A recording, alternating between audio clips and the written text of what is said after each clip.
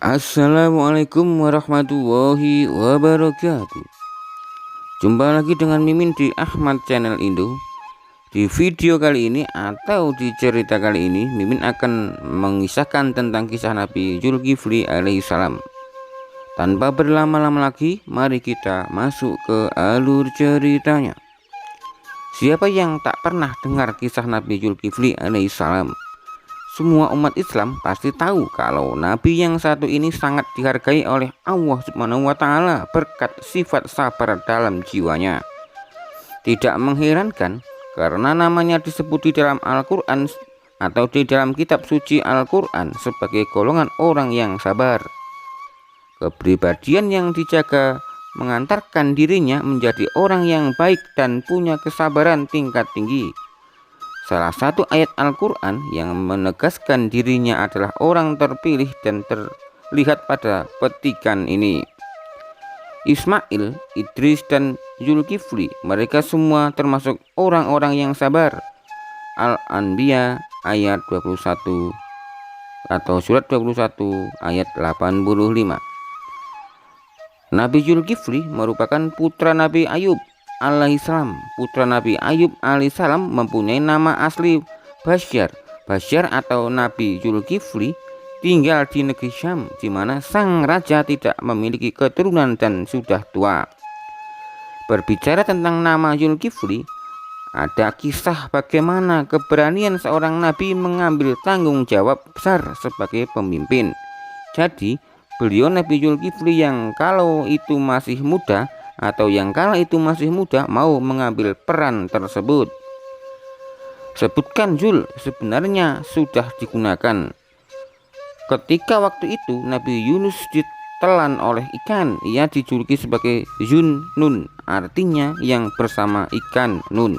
Sedangkan untuk Zulkifli yang punya dua kata Zul dan Kifli berarti orang dengan ganjaran ganda. Berasal dari kata kuno bahasa Arab Kifli sendiri diartikan sebagai ganda.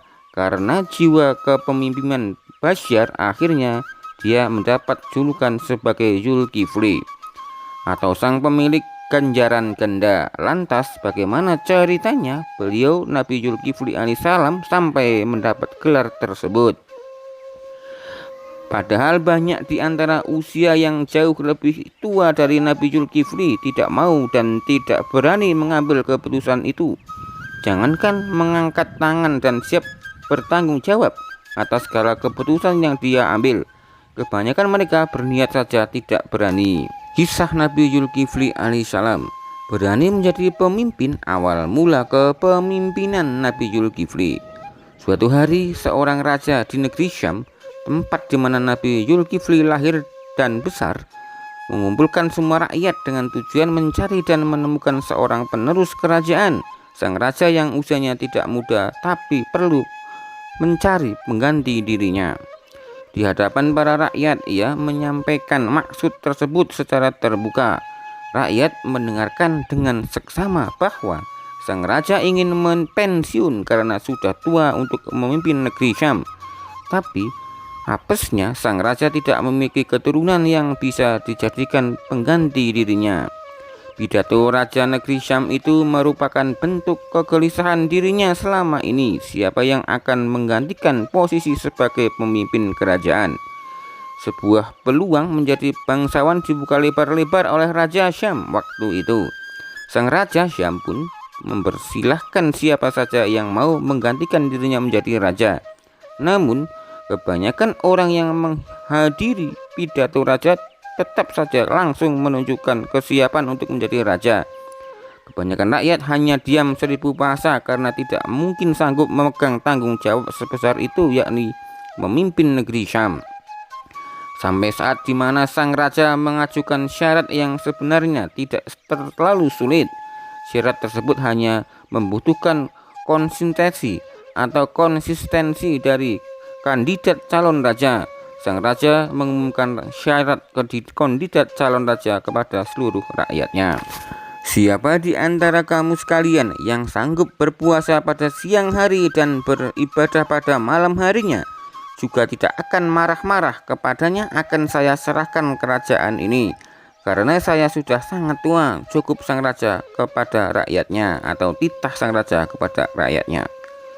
Tak selang beberapa lama, hanya sepersekian detik saja sang raja mengumumkan syarat itu.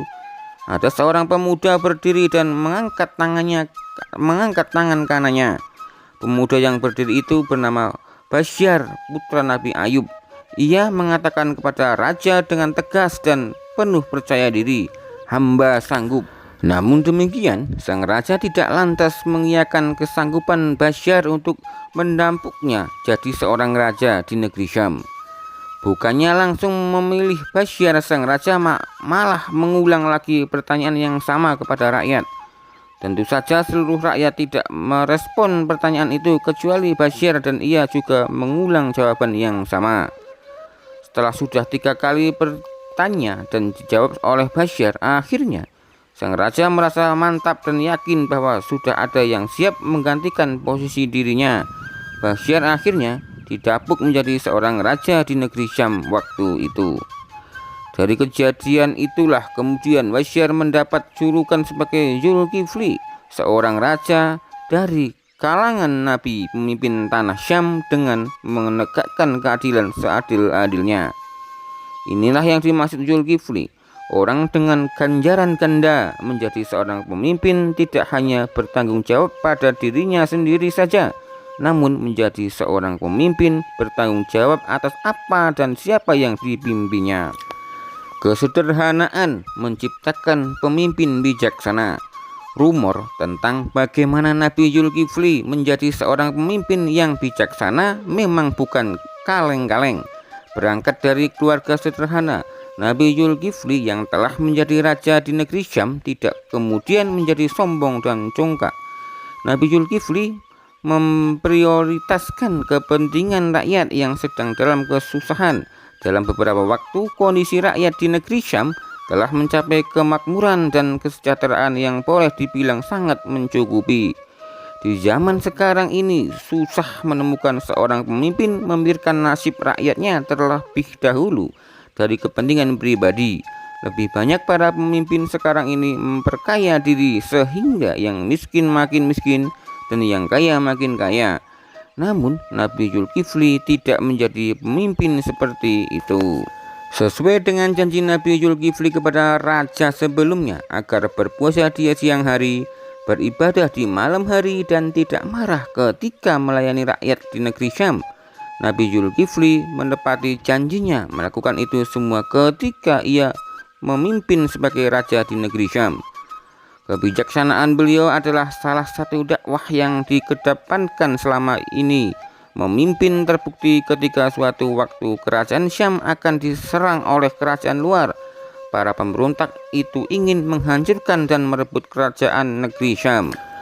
Otomatis sang raja Nabi Zulkifli alaihissalam mengajak seluruh rakyat agar ikut berpartisipasi melawan serangan musuh. Namun tak dinyana rakyat yang telah difikirkan kesejahteraannya itu justru mengajukan syarat kalau sang raja ingin rakyat ikut berperang.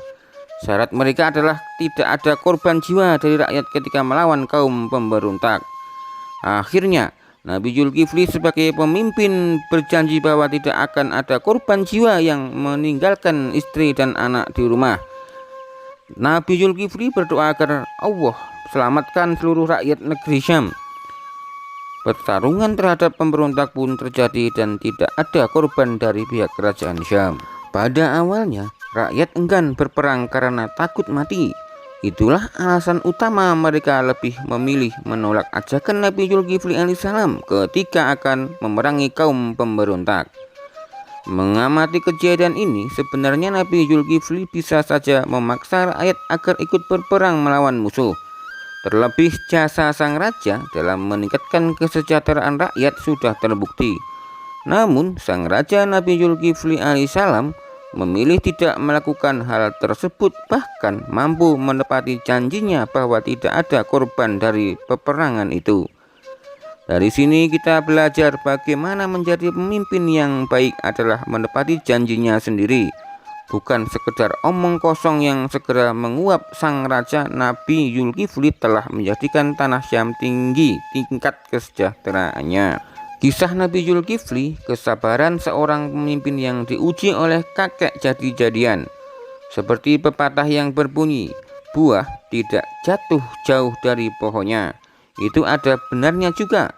Nabi Zulkifli alaihissalam yang merupakan keturunan Nabi Ayub ini mewarisi sikap ayahnya dalam hal kesabaran. Kita tahu betapa sabarnya Nabi Ayub alaihissalam atas cobaan hidup berupa sakit kulit bertahun-tahun. Begitupun yang dilakukan oleh Nabi Zulkifli ketika ia menghadapi kakek jadi-jadian yang datang ke tempat kerajaan Syam. Ketika itu ada seorang kakek tua yang miskin mendatangi para penjaga kerajaan Syam pada waktu tengah hari. Walau kondisi para penjaga kerajaan Syam yang lelah dan sedang beristirahat, si kakek tetap memaksa ingin bertemu sang raja. Padahal waktu itu sang raja sedang lelah karena di malam harinya beliau beribadah dan siang hari berpuasa, menepati janji terhadap raja sebelumnya, Nabi Ilyas. Akhirnya sang raja Nabi Zulkifli menemui sang kakek yang mengungkapkan bahwa dirinya telah diperlakukan tidak adil oleh rakyatnya. Kakek jadi-jadian itu mengganggu waktu tidur siang sang raja karena kakek berbicara panjang lebar tentang masalahnya. Tidak langsung tanggung, kakek jadi-jadian itu mengobrol dengan Nabi Zulkifli hingga sore. Sang raja mengetahui masalah sengketa antara kaumnya, ini mengadakan majelis untuk memutuskan perkara. Kakek jelmaan iblis itu diminta datang pada majelis di sore hari, tapi bukannya menghargai keputusan sang raja, kakek jadi-jadian itu malah tidak hadir di majelis. Di siang esok harinya, si kakek malah datang menemui sang raja. Sang raja Nabi Zulkifli heran kenapa si kakek tidak datang. Si kakek menceritakan kalau pihak yang bersengketa dengannya sudah berjanji akan memberikan hak kepada si kakek. Alasan itulah kenapa kakek tidak jadi datang ke majelis. Padahal jika mau menghargai kakek seharusnya memberi kabar tidak datang karena suatu hal. Namun karena kakek jelmaan setan memang ingin memancing Nabi Zulkifli alaihissalam agar marah sehingga sang raja mengganti itu tidak menepati janjinya. Lebih kentara lagi ketika si kakek tidak memikirkan kondisi sang raja yang harus tidur. Ia mengobrol lagi sampai sore. Alhasil Nabi Zulkifli tidak punya kesempatan untuk tidur siang karena diajak ngobrol oleh si kakek. Kejadian ini sang raja Nabi Zulkifli tidak marah dengan sikap si kakek yang tidak tahu diri. Karena persengketaan antara kakek dengan kaum negeri Syam belum selesai, sang raja meminta kakek datang esok hari. Lagi-lagi si kakek tidak menghadiri majelis, entah karena apa. Sang raja dan penjaga yang lainnya tidak tahu kenapa. Esok harinya lagi di siang bolong, si kakek datang ingin menjumpai lagi sang raja.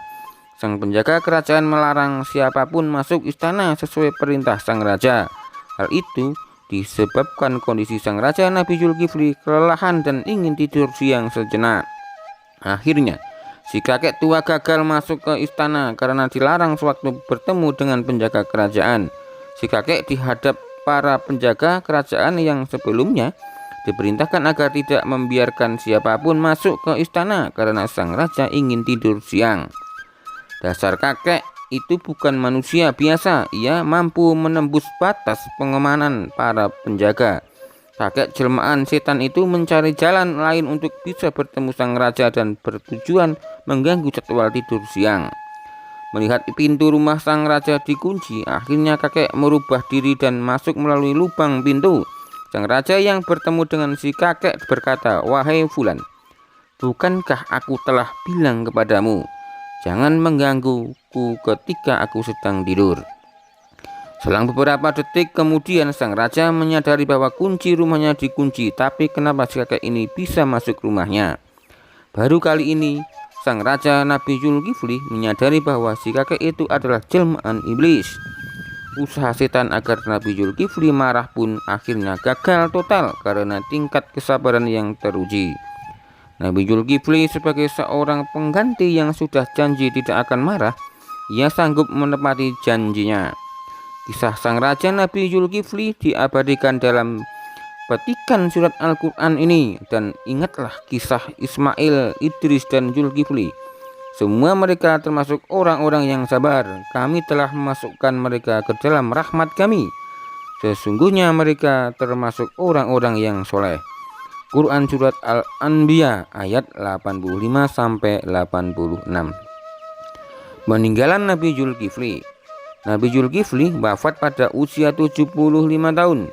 Meski begitu, ada yang berpendapat bahwa Nabi Zulkifli wafat pada usia 95 tahun. Selama Nabi Zulkifli hidup, ia telah menjaga dirinya untuk selalu menepati janjinya, termasuk ketika menjadi seorang pemimpin pengganti Raja Ilyasa. Ada beberapa hal yang ditinggalkan oleh Nabi Zulkifli kepada rakyatnya. Pertama, kesederhanaan harus menjadi gaya hidup seorang pemimpin. Kedua, keadilan seluruh rakyat harus dijunjung tinggi. Ketiga, tetap bersabar atas segala hal yang terjadi. Selama Nabi Zulkifli menjabat sebagai raja di negeri Syam, menggantikan Nabi Ilyas alaihissalam, ia berperilaku secara sederhana. Kesederhanaan Nabi Zulkifli diabadikan ketika ia harus menemui seorang kakek tua yang belakangan ini diketahui ternyata adalah sosok iblis yang ingin menjerumuskan ke lembah dosa. Nabi Zulkifli tidak akan menerima pertemuan dengan si kakek tua kalau dia tidak memiliki sikap kesederhanaan. Dalam hal memimpin atau dalam hal memimpin di negeri Syam, ia telah mengantarkan rakyat pada tingkat kesejahteraan yang tinggi. Seperti itulah seharusnya pemimpin menegakkan keadilan di negeri yang dipimpinnya. Ia tidak egois dengan memperkaya diri sendiri dan golongan saja, tapi semua rakyatnya. Ternyata itulah tujuannya Nabi Ilyas alaihissalam memberi syarat, salah satunya mengganti beliau harus puasa di siang harinya. Tujuannya agar selalu memikirkan kondisi rakyatnya dan menjadi pemimpin yang adil. Hal yang sekarang ini sangat sukar ditemukan tipe pemimpin macam itu. Karena puasa secara tidak langsung melatih kesabaran seseorang karena menahan diri untuk tidak makan dan minum untuk jangka waktu berjam-jam. Kebiasaan inilah yang akhirnya tingkat kesabaran sang nabi pemimpin negeri Syam itu bisa menjaga emosinya. Kesabaran Nabi Zulkifli benar-benar diuji ketika iblis menjelma sebagai kakek tua renta. Jika saja Nabi Zulkifli tidak menepati janjinya untuk berpuasa di siang hari, beribadah setiap hari, dan tidak pernah mungkin ia akan gagal karena diprovokasi oleh iblis agar marah. Itulah peninggalan secara dari seorang Nabi Zulkifli bin Ayub alaihissalam. Peninggalan sejarah yang berupa benda hanya ditemukan sebuah segel yang usianya 2700 tahun. Di segel yang terbuat dari tanah liat yang mengeras itu terdapat nama Nabi Zulkifli. Penemuan itu diduga peninggalan Raja Nabi Zulkifli alaihissalam yang dipublikasikan oleh para sejarawan. Demikian kisah singkat atau cerita singkat tentang kisah Nabi Zulkifli alaihissalam. Mimin akhiri sekian dulu. Jika ada salah dalam Mimin menyampaikan atau membacakan teks, Mimin minta maaf. Mimin akhiri. Assalamualaikum warahmatullahi wabarakatuh.